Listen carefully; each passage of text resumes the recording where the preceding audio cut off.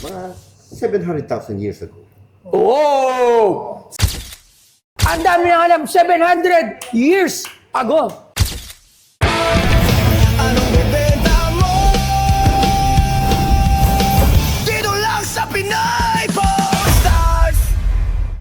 Boss, magandang hapon. Magandang hapon din, boss. Anong sadya mo dito? May gusto lang sana akong ipakita ba? Kasi na-amaze ako sa to eh. Namiss ako sa tattoo mo ha, Francis Pagalona. Tupac, Bob Marley. Taga saan ka pala muna? Diyan lang ako sa Molino. Molino Bacor? Kumbaga, Sige, ano yan? na-amaze Ay, lang nakalak talaga. pa. Alak pa. Silyadong Wow. silyado. Hindi ko siya maalala. Mukhang mamahalin yan ah. Ano yan? Hindi ko alam kung major siya or ano Uy, ba. Kasi naalagay pa- nagkakaroon siya ng mga punla ba? Nagkakaroon siya ng mga anak niya na Anak? tas Anong anak? Ano yan? tapos itong Bato!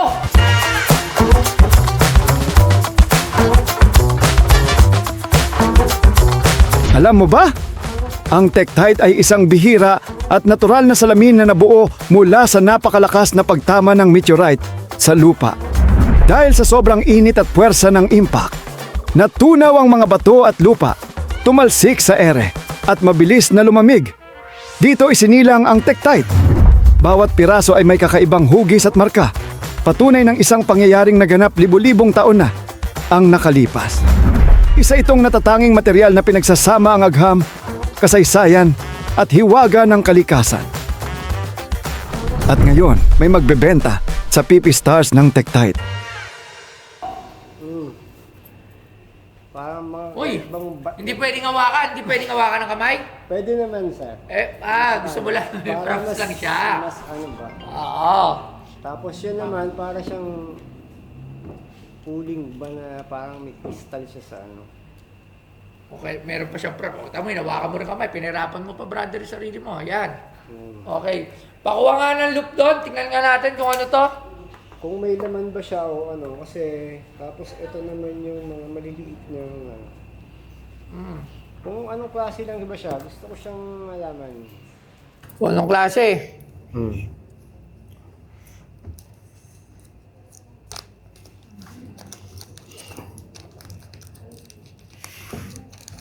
Ang ganda naman itong block mo to. Oo, no? Ano pa? Ano pa yan? Puro bato yung dala mo, ah. Ito. Ito. Yan, ano yan? Saan mo naman nakuha to? Siguro, bigay ng itaas. Ano yan? Akala ko nag-rolling ka dyan, eh. Ito naman yung mga... Siyempre, di ba, parang kasi... Parang bato talaga to. Parang, Ayun parang, na, parang ano siya, parang natural Parang illegal na diamond. bato na to, Hindi ah. pa siya yung gawa, hindi pa siya yung yariba na diamond talaga. Kumbaga natural. diamond, nakala ko bato na S, eh. Mukhang shabams, eh. Natural diamond. Parang shabams, eh. Ito, pakuha nga ako tester doon. Tingnan natin. Alam mo, sa totoo lang, Tester. mas mukha siyang shabams. Hmm. No? Alam mo yung shabams? Siguro naman, alam mo naman yon. Oo, sir.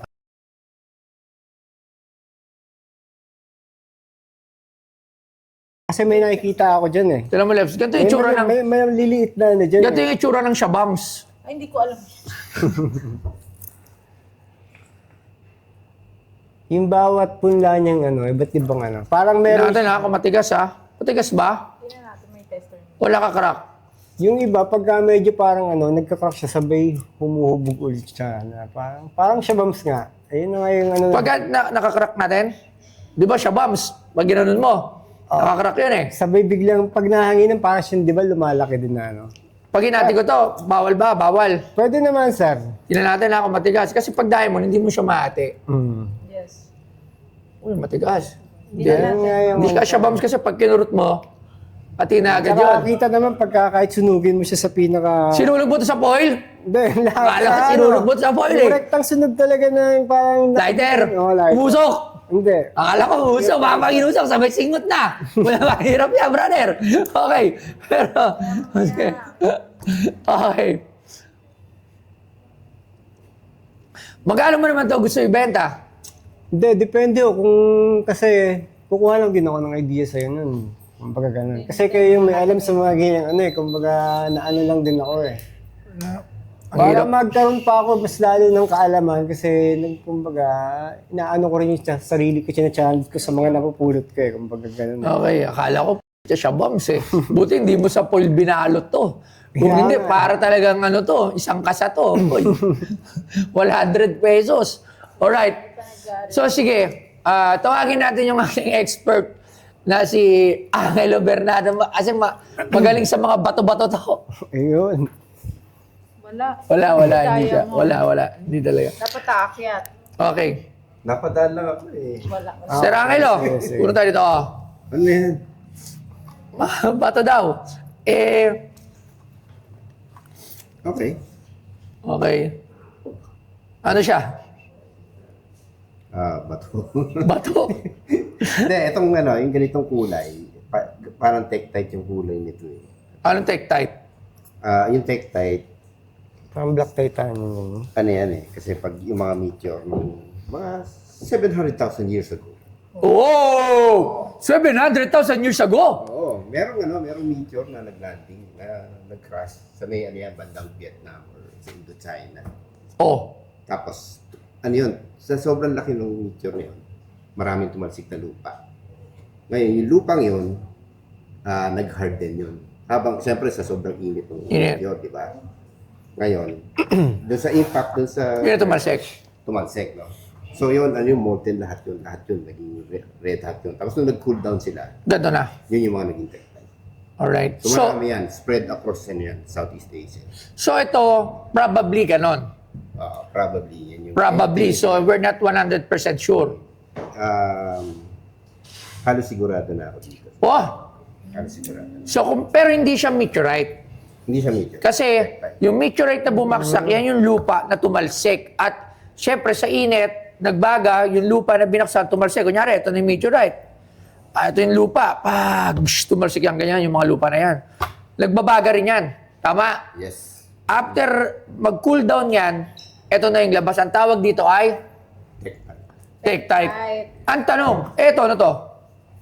Ito, parang hindi... Hindi. Parang hindi Tektite ito. Oo. May kasama po yan eh. Probably isang sedimentary na rock. Mga malamang volcanic rock. Ito. Magnetic din siguro yan. Ito. Ito, dito mo rin. Parang uling siya na ano eh. Pero Sa matigas. gang niya, pwedeng coal. Coal nga. Oh. Ako naisip ko rin coal. Oo. Yan. Pinagbubuhan na ng coal Sinawang- energy. yan, Sinunang Oo. halaman yan na naging Alright. Parang Oo. specialized na. Ito namang shabams. Diamond, hindi ako marunong ito. Hindi siya diamond eh. So parang Kasi may- kristal lang siya. Makiat. Ano ba to? Meron kami. Wala na, tinan mo, meron pang props, oh. Meron pang ganun. Ay, Ay, quartz? Quartz ito. Quartz. Wala lang. Marami yan, mga quartz. Sa ano yan? Sa buhangin. Oo. Ganun ka ng buhangin, makakuha ka niyan. Alright. So, yung tanong, may halaga ba yan?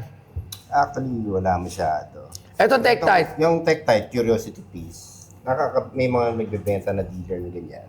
Usually, malalaking gano'n. Magkano? Mga 200, 300 ganyan kalaki. Pesos. Pesos. So, 200, so kung 300. ganyan kaliit, minus mo na lang. Siguro mga 50. Mga 50 pesos. Alright. Yun. O yun. Maraming salamat. Ay, Kita mo? thank you. Ang dami nang alam. 700 years ago. Ngayon ko Ngayon na. baka 700 or 600 Oh, years. pero- Estimate, oh. Tektite at confirm na ganito doon. Diba? Ang galing. Maraming salamat. Thank you. Thank you. So yun, narinig mo na ang sinabi ng expert natin. At kung ang halaga lang niya na ito, 50. 50 pesos. 50 pesos lang pala yan. Oo, 50 pesos lang yan, brother. At least nalaman mo na ngayon. At At least nagkaroon ako ng kaalaman para hindi na masyadong gumulo pa yung isipan ko sa mga nangyayari. kasi syempre, Pero kahit ganun pa rin yung nangyari dito.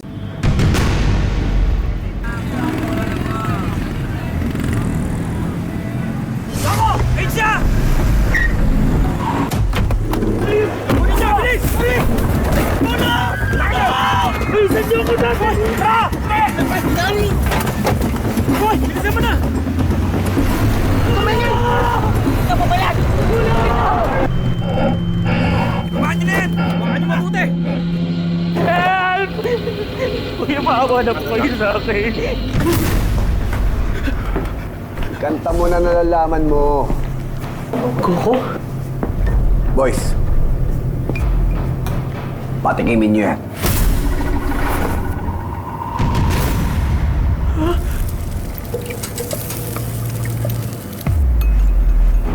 Oh, ito ba? Oo, kape.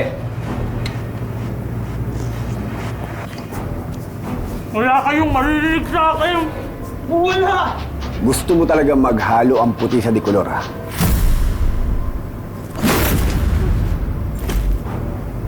Palambutin nyo! Hindi ako bibigay. Mahangin ka na ngayon, ha? Sige. Tutukan yan. Tapatan nyo ng pinakamalamig!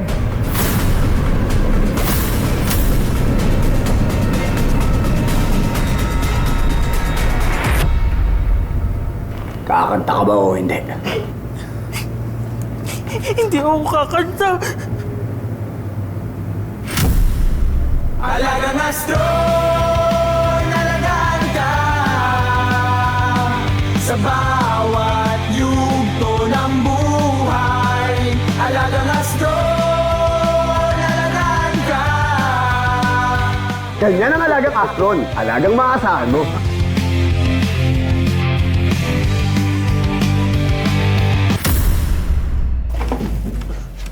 Eto na kasunod, boss!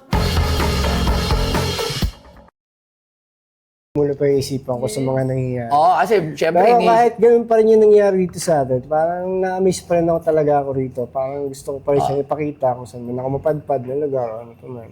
Okay. Pero tatry ko pa rin. Kung Sige. kung Pwede para ba saan ipakita? talaga siya, Punta ka sa DOST. Dito, malapit lang. Ewan ko lang kung may pasok ngayon. Pero may DOST dyan, pwede mo itry. Tanong mo kung pwede mo pa-check yan doon para ma-confirm natin. So, Kumbaga, ayun. na-amaze lang kasi ko parang naguguluhan na ako sa kanya sa mga napapanood. Naguguluhan ka na siya. Oh, sa Ay, sarili at least, ko eh. eto, sure na tayo, sabi tech type. So, out of curiosity lang, pwedeng bilhin. Pwede ring mapag-usapan. Ano ba yan? So, yan yung tinatawag na tech type. Alright? Okay. So, maraming salamat, brother, ha? Ingatan mo yung mga bato mo, ha? Sige, sir. Thank you very much. Okay. Yung para sa akin, okay naman. Kasi at least kahit pa paano, nalaman ko kung ano ba talaga yung mga stone na yun para hindi naguguluhan lalo yung isip ko. Kaya nagporsige na ako pumunta rito kay Bustoyo kahit wala akong pamasahe. Nakiusap lang ako sa angkas na pagdating ko na lang dito, tsaka ako siya babayaran. Kaya ayun.